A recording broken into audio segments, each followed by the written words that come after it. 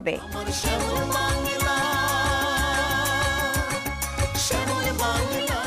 আমাদের দেশের কৃষকরা বসবাস করে মূলত গ্রামে। আধুনিক কৃষি প্রযুক্তি কৃষকদের দোরগোড়ায় পৌঁছানোর জন্য ইউরোপিয়ান ইউনিয়নের অর্থায়নে আন্তর্জাতিক ধান গবেষণা ইনস্টিটিউটের তত্ত্বাবধানে প্র্যাকটিক্যাল অ্যাকশন মাদারীপুরে গ্রামীণ তথ্য প্রযুক্তি সেন্টার তৈরি করে কৃষকদের সহযোগিতা করছে। চলুন ঘুরে দেখে আসি। ইউরোপীয় ইউনিয়নের অর্থায়নে আন্তর্জাতিক ধান গবেষণা ইনস্টিটিউট ইরির তত্ত্বাবধানে বাংলাদেশে কাজ করছে ৩টি আন্তর্জাতিক সংস্থা প্র্যাকটিক্যাল অ্যাকশন, কেয়ার বাংলাদেশ ও অ্যাকশনএইড।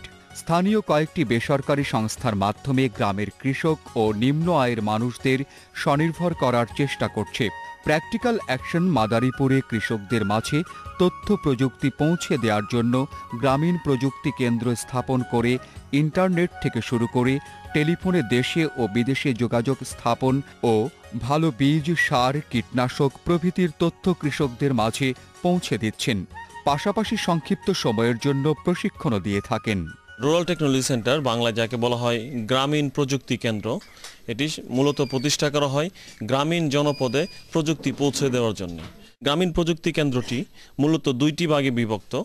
একটি হচ্ছে তথ্য প্রযুক্তি কেন্দ্র, আর একটা হচ্ছে ইনপুট সাপ্লাই। তথ্য প্রযুক্তি পার্টে সাধারণত কম্পিউটারের উপরে ট্রেনিং, এখানে internet facility, photo printing, photocopy, spiral binding, এই ধরনের যে সার্ভিসগুলো আছে, আইটি বেসড যে সার্ভিসগুলো আছে, এগুলো সাধারণত কৃষকের মধ্যে দেওয়া হয়। তারপর যেই সব কৃষক কোনো একটা চাষবাস বিষয়ে প্রশ্ন থাকবে, সেই চাষবাস বিষয়ে প্রশ্নগুলোকে এখানে এসে এখানে একজন মার্কেটিং ফ্যাসিলিটেটর থাকবে, এখানে ইন্টারনেটে বিভিন্ন বিষয়ে সার্চ দিয়ে প্রশ্নের উত্তর দেওয়ার ব্যবস্থা করে দেয়। এই কেন্দ্রেরই অন্য পাশটা হচ্ছে যেখানে ইনপুট সাপ্লাই দেওয়া হয়, যেমন বীজ, পশু পাখির জন্য ভ্যাকসিন, এগ্রো প্রসেসিং কিংবা চাটনি তৈরি করার জন্য ফয়েল, ময়েশ্চার মিটার, তারপর এই ধরনের জিনিসগুলো ওইখানে কাউকে রেন্ট হিসাবে এবং কখনো কখনো তাদেরকে বীজ সাপ্লাই দেওয়া হয়, এবং সেই বীজগুলো আসে সাধারণত উন্নত প্রযুক্তির এবং Bangladesh agriculture development corporation BADC কিংবা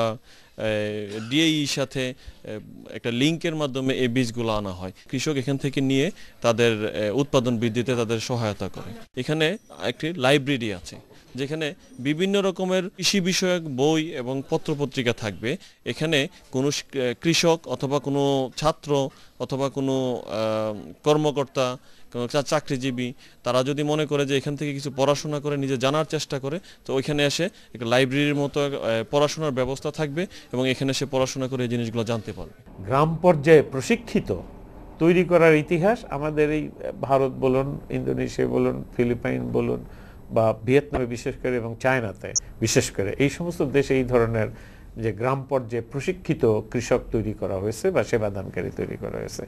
তো কিন্তু এইটার সব জায়গায় ভালো ফলাফল আছে। তার ভিত্তিতেই আসলে আমরা এখানে যে গ্রাম্য এই যে এদের তৈরি করা হয়েছে, কিন্তু ইউনিয়ন পর্যায়ে যে এই যে একটা সেবা কেন্দ্র স্থাপনের আইডিয়াটা একেবারেই আমাদের এবার ফসল প্রকল্পের নিজস্ব। এভাবে সারা দেশের প্রতিটি উপজেলায় একটি করে গ্রাম কৃষি প্রযুক্তি কেন্দ্র গড়ে তোলা গেলে কৃষিক্ষেত্রে অনেক উন্নতি হবে বলে আমার বিশ্বাস। প্রিয় কৃষক, আমরা এখন একটি ছোট্ট বিরতি নেব। বিরতির পরে থাকছে চিংড়ি চাষের বর্তমান অবস্থা ও নানান সমস্যার উপর মূল প্রতিবেদন। আপনারা আমাদের সঙ্গে থাকুন।